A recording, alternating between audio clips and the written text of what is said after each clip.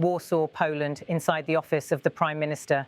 Cameras flash, reporters settle in, and silence is called for. Today marks a significant diplomatic encounter.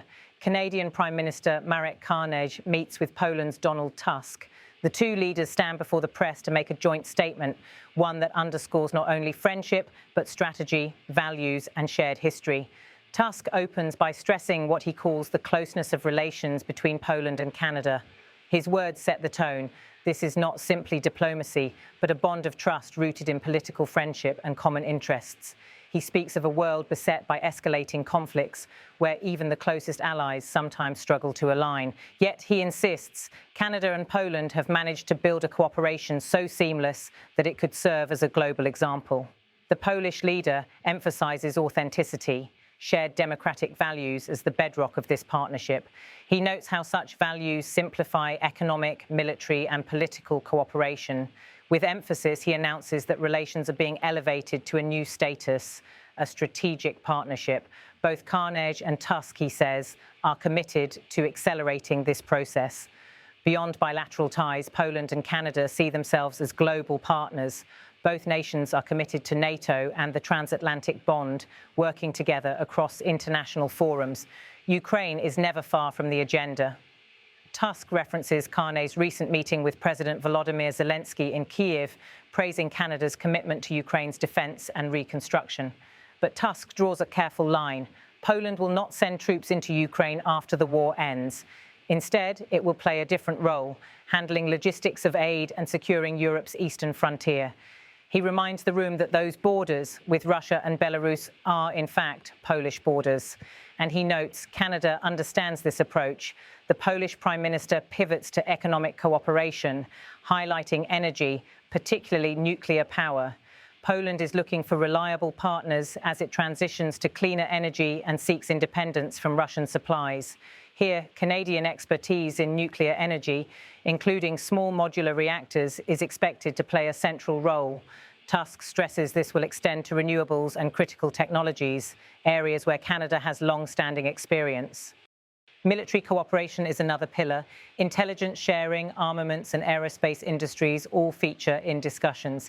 As an example, Tusk references Poland's recent purchase of Airbus A320s, aircraft tied directly to Canadian manufacturing in Quebec.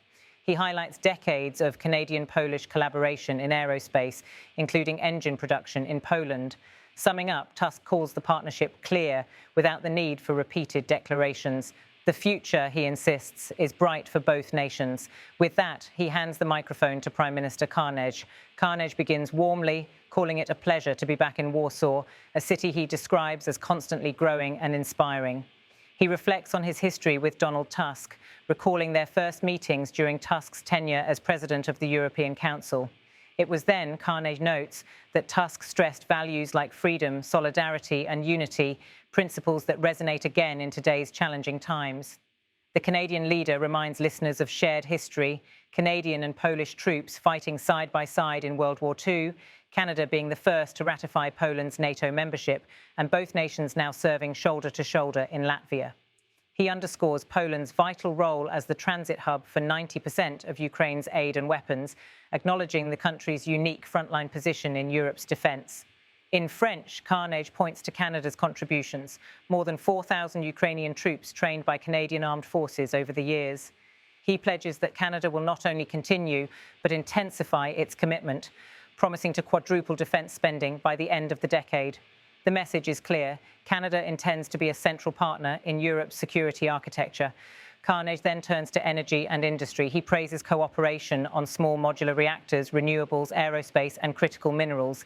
He points specifically to the Airbus partnership, Canadian technology embedded at the heart of European aviation. He calls it symbolic of how deeply integrated the two economies have become. But perhaps most strikingly, he emphasises people-to-people ties. Over 1 million Canadians are of Polish descent, he reminds the audience. These ties are not just cultural, but political and emotional, a living bridge between two continents. Karnej concludes, shared values, lived by leaders like Tusk himself, unite the two nations in purpose. The press conference ends, but the symbolism lingers. Two leaders, one in Eastern Europe and one across the Atlantic, aligning on security, energy and democracy. In a world of shifting alliances, Canada and Poland are making the case that distance does not diminish solidarity, and that history, values and shared struggle remain the strongest bonds of all.